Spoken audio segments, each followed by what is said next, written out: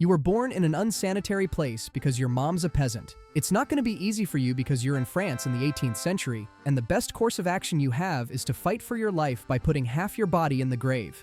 Or else you're not going to have a life at all with all the rich people eating cake or whatever. You slip into this world with no comfort at all, lying in filth, wrapped in rags that smell like rot, breathing in the scent of stale straw and old sweat, trying not to choke on the sour stink. Your mom, that poor, tired woman who never had enough bread or clean water, just lets you out and steps away, staring at you with dull eyes like you are just another burden. Your dad, some skinny loser who tries to find enough crumbs to live on, is not around, probably stumbling somewhere with aching feet and empty pockets. You lay there, a slimy mess in a dark corner of a wooden shack that might as well be a barn, feeling your weak body tremble in the cold air, not even sure if anyone cares if you live or die. Nobody around here gives two glances if you are comfortable. No one even bothers to wipe the dirt off your wrinkled face, so you try to cry, but your voice sounds like a sick cat. Outside, the village is quiet. No fancy doctors rushing in to help, no clean blankets, no kind words, just damp walls and a leaky roof. Time drags on, and you remain small and helpless, a sad lump in a world that wants you to fail. Days pass, and your mom tries to feed you with her own milk, but she looks starved herself, her eyes hollow. That milk tastes sour, but it's the only thing keeping you from starving right now, so you swallow it and hope it keeps your skinny body going. Your bones feel weak. Your head aches, and flies buzz around. You close your eyes, trying to sleep, listening to your mom mumble about the price of bread rising again, how even moldy crusts cost too much, how the baker who used to at least pretend to be kind is now hiding behind closed doors, selling loaves to whoever can pay a fortune. You have no idea what's going on, but you are stuck here in a world where kings and queens sit around in fancy clothes, nibbling on pastries while you cry for hours. Your first months roll by, and you crawl on a dirty floor, scrounging for scraps when you're able to move a bit, rubbing your tender skin against straw that cuts like tiny blades, feeling itchy and sore all the time. Outside, men in ragged coats mutter about taxes, about harvests failing, about debts that can never be paid off. Your gut churns with hunger, and your mom tries to keep you alive, but her own ribs poke through her skin. You have a runny nose and red eyes, coughing up who knows what, and no one has the energy to care. The local priest, a lazy bastard who pretends to know something about kindness, does nothing except preach nonsense and maybe toss a coin to some scrawny beggar when he's in a good mood. The noblemen ride horses through muddy roads, splashing horse poop on everyone, laughing with their powdered wigs and perfumed jackets, ignoring your existence. Your infancy is spent shivering and crying, learning that nobody around here wants to help, and everyone fights for tiny crumbs of bread that taste like old straw. As you grow a bit, you stand on wobbly legs, trying to reach a crust someone threw in the corner. You bite it, gagging on the hardness, but it's better than nothing. You listen to your mother say that Louis XVI and his fancy wife, Marie Antoinette, live in that shiny palace far away, feasting on goodies while peasants like you starve. She spits out words with no love, just tired anger, looking at your skinny figure like you are one more mouth to feed. You can't read, and neither can most people you know, so you have no clue what's really happening in the world. But you hear whispers about angry mobs, about men marching in streets, about big ideas that no one here can understand. You pick your nose and scratch your scalp, trying not to think too hard. As a small child, you notice something weird. The marketplace that once had stalls now has fewer and fewer items. No coffee beans, no sugar, no simple treats. Everything is too expensive. You hear that trade is going down the drain, that foreign merchants are not bringing in goods. You see people screaming at each other in long lines outside the bakery, fists raised, eyes filled with hate. Bread costs too much, and some skinny jerk tries to cut in line, making everyone shout. Soldiers with shabby uniforms appear, yelling at peasants to calm down, but nobody is calm. Your mom clutches your arm, pushing you behind her, telling you to keep quiet if you want to live. You learn that opening your mouth at the wrong time might get you beaten or worse. Your father returns from time to time, cursing under his breath, saying that the king raised taxes again, that nobles still refuse to pay anything, that working the fields is a joke when everything rots before harvest. You see how dirty he is, how his clothes are full of holes. You know he can't protect you from anything. Your childhood drags on, and you start picking up hints about changes. Men gather behind barns, talking in low voices about resisting the king, about no more royalists ordering them around, about standing up to these powdered clowns who eat cake while your stomach growls. Yeah. You can't understand big words, but you figure out that some people are done kissing noble butts. You watch your mom tear up an old rag to wrap around your feet so you don't walk barefoot over manure. You smell pig dung in your hair, and you watch the sky turn red every evening as if something bad is about to happen. Time passes, and you grow taller, though still skinny and weak. As a young teen, you hear that the year is 1789, and something big just happened in Paris. Some maniacs attacked a prison named the Bastille. You don't know what that means, but adults talk about it like it's huge. They say people are demanding rights, that the king is shaking in his fancy shoes, and that maybe bread prices will drop. You try not to laugh at the idea of anything getting cheaper. In the village, everyone gets excited, except for a few old farts who say that peasants belong in the mud. You watch a crowd march through muddy streets, shouting slogans you barely understand, calling for liberty and equality. You stand there scratching your lice-ridden head, wondering if this will get you more bread. Meanwhile, the rumors spread that Marie Antoinette said something about eating cake. Who knows if she really said that, but everyone is angry anyway. You grow older, and the years push you closer to some kind of action. You see pamphlets appear in secret corners, written by people who hate the monarchy, calling for change. You try to pick one up and read it, but you can't read a damn word. Illiteracy sucks. You hold that piece of paper like an idiot, staring at squiggles. Someone passes by, calls you a dumbass for not reading, and takes the pamphlet. You toss a rock at a fence out of frustration. You know these pamphlets are spreading ideas, but if most people can't read them, what good are they? You also hear that some of these pamphlets get taken away by sneaky guards who say the government doesn't like them. You shrug, as if that matters to you. All you know is that bread lines grow longer, and fists fly more often in public squares. You watch a woman get punched in the face in front of a bakery door when she tries to save her spot in line. She falls down, loses some teeth, and crawls away crying. That sight sticks in your head as you chew on a stale crust. Time marches on, and you reach adolescence. You get taller but still look like a bag of bones. Some men whisper about forming clubs, meeting in hidden places, talking about how to topple the monarchy once and for all. You try to join a group, but they just look at you funny, telling you that if you want to be useful, you need to show some fire. You mumble that you hate the king too. They laugh, saying hate is not enough, you need action. You ask what action even means, and they roll their eyes. One of them hands you a ragged coat and a small wooden club. Now you feel like some tough guy, but you know you stand no chance if soldiers show up with muskets. You walk through streets that smell like urine, dodging piles of garbage that no one bothers to remove anymore. You see people with hungry eyes lurking in alleys. Some jerk tries to snatch a crust from your hand. You kick him, and he calls you a wimp. Pretty ironic, but here you are. You hear that the economy is in free fall, that inflation is making everything expensive, that gold coins barely buy anything now. Your stomach growls again. You see a man selling a tiny loaf of bread for a price that would have fed a family for a week before. You know that if you join the revolutionaries, maybe you can fix this mess, or at least not starve. As years pass, the revolution picks up speed. Around 1792, you hear that the king got dragged off to some prison. People cheer, shouting that Louis XVI will pay for his crimes against hungry people. You hear that foreign armies gather at the borders, ready to crush the revolution. That makes you nervous. If they invade, they might butcher everyone. You clutch your wooden club, as if that's going to help against trained soldiers. You try to attend secret meetings in cramped basements, where people talk fast, spit words like bullets. They say that everyone needs to pick a side. Neutrality is not an option. You stand there nodding like a clueless idiot, pretending to understand their fancy words. Someone passes you a piece of bread as a reward for showing up. It's stale, but you bite it eagerly. You hear that Robespierre, some intense little lawyer with a squeaky voice, is rising to power. He preaches about virtue and terror, two things that sound like a load of crap, but you guess maybe it will help. Another name you hear is Napoleon, some ambitious soldier off somewhere trying to fight foreign enemies. That name doesn't mean much to you now, but store it in your thick skull anyway. You also hear that your old queen, Marie Antoinette, lost her head at the guillotine. People cheer about that too. You never saw a queen before, but knowing she ended up headless makes you grin a little. Now, as a young adult, you take a step deeper into the revolutionary swamp. You try to help spread pamphlets, carrying them rolled up under your ragged coat. Some say the government censors them. You watch your friend, a scrawny fellow with big ears, get caught handing out leaflets. He gets dragged off, and days later, he disappears. You ask around, but people warn you to shut your mouth if you value your neck. You realize that betrayal is everywhere. Some who call themselves comrades might squeal on you to get on the good side of the new committees. You don't trust anyone. You also notice that coffee and sugar, once small treats, are gone. Trade with foreign lands got messed up. Your life is bitter and dark like nasty pond water. Your clothes have holes, and winter is coming. Textile production is screwed up, so no warm jacket for you. You shiver, rubbing your thin arms, trying to ignore the hunger gnawing at your belly.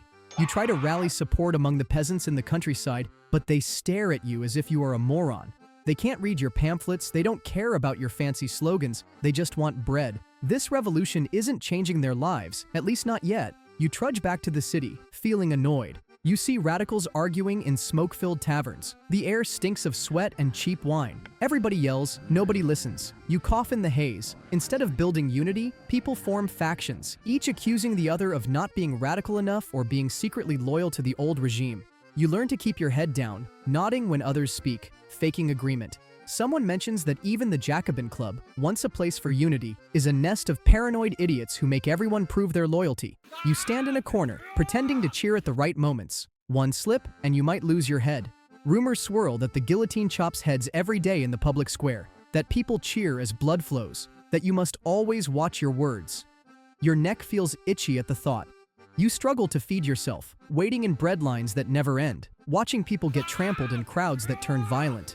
Sometimes you try to share a crust with someone who looks weaker than you, but then someone else tries to grab it from both of you. You see soldiers march by, rifles over shoulders, eyes cold. You see committees popping up, judging people on the spot, sending them to the blade. You keep quiet, focusing on breathing slowly, trying not to stand out. The chaos around you grows. Some jerk in your secret group accuses you of not being loyal enough, saying you hesitate too much, that you are a coward. You think about smashing his face, but that might land you in trouble. You mutter some insults, calling him a rotten bastard under your breath. The revolutionary government can't seem to keep things stable. Prices keep rising. The streets stink of uncollected garbage. You once tried to store some bread crusts in a corner, but rats ate them. You avoid the main squares after seeing too many heads roll. Those heads once belonged to people who shouted slogans side by side with you. Now their skulls roll on wooden planks while the crowd laughs. You try to print your own pamphlet by sneaking into a printer's workshop at night, setting the type with shaky hands, but then inspectors show up and seize everything. You run away, panting, cursing under your breath. You notice your clothes are falling apart. The cold bites your skin, and you try to find some old rags to wrap around yourself. No one helps. Everyone is too busy trying not to die.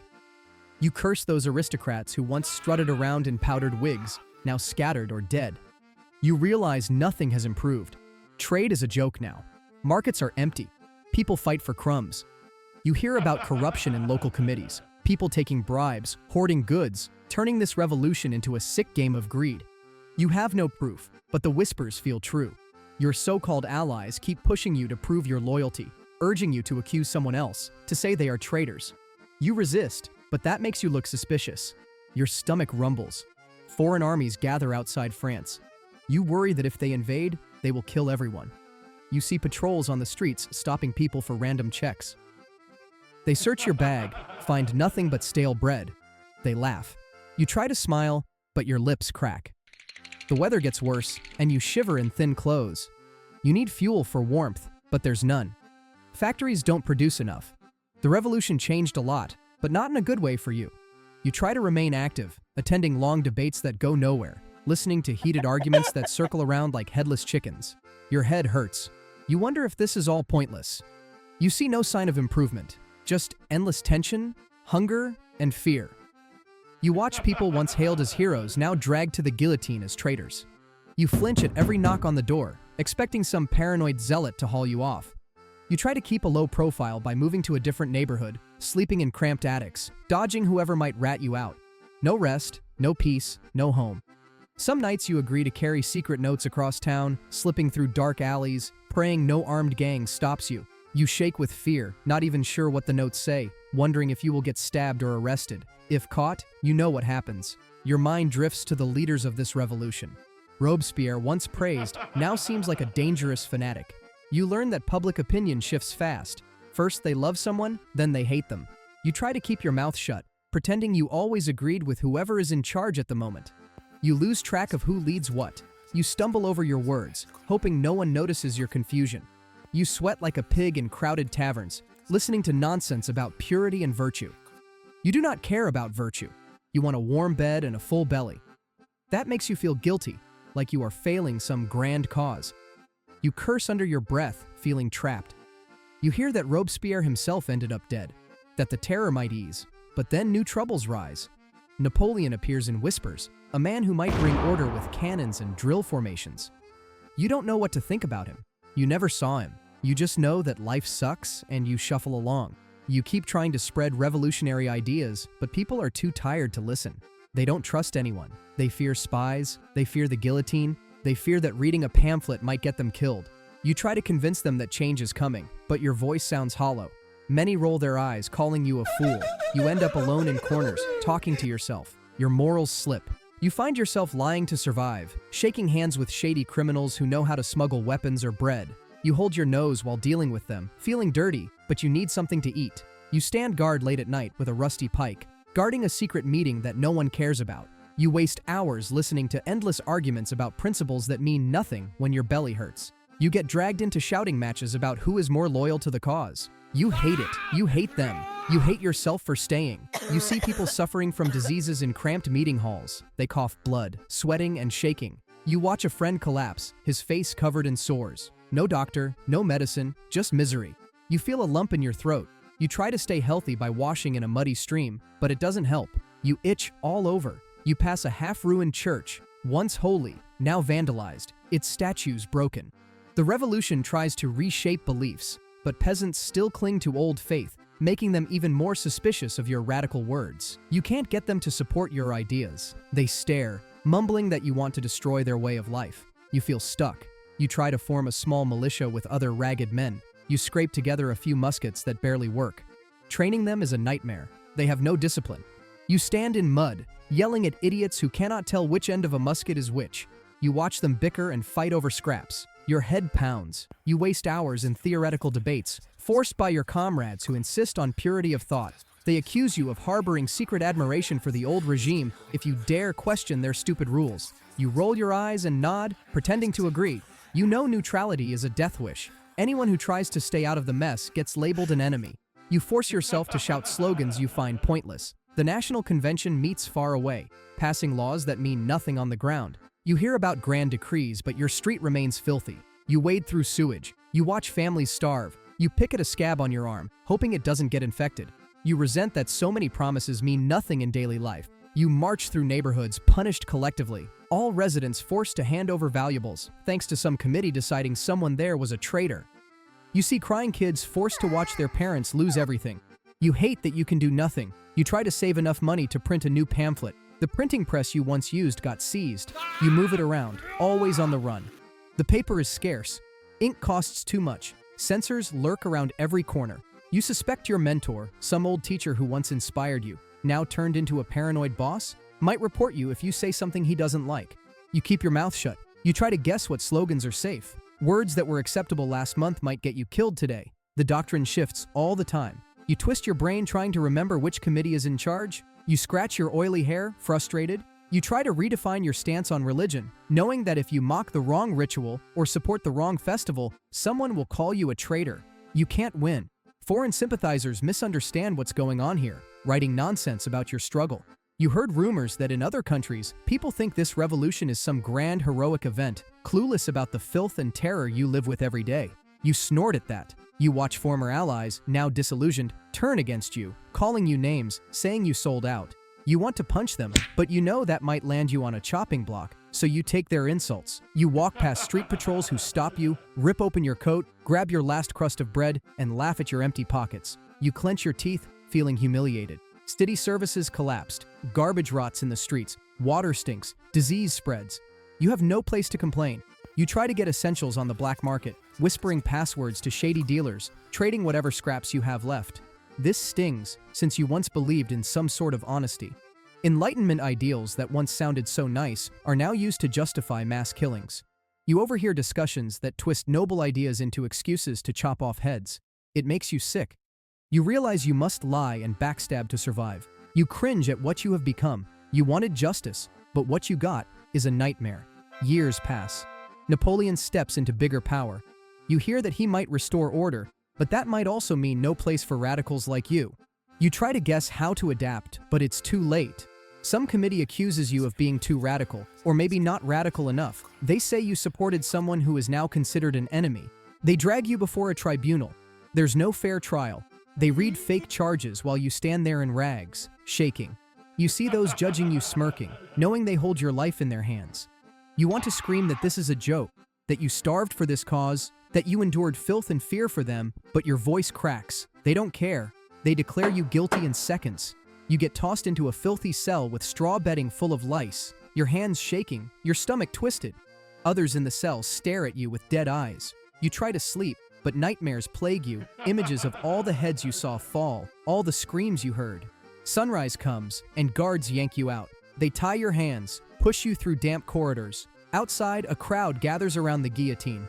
You smell sweat and fear. Your legs wobble. You see the wooden platform, the heavy blade glinting. Some jerk in the crowd spits, calling you a traitor. You climb the steps, feeling weak, your head pounding. You taste bile in your throat. You see no mercy in anyone's eyes. No speech helps now.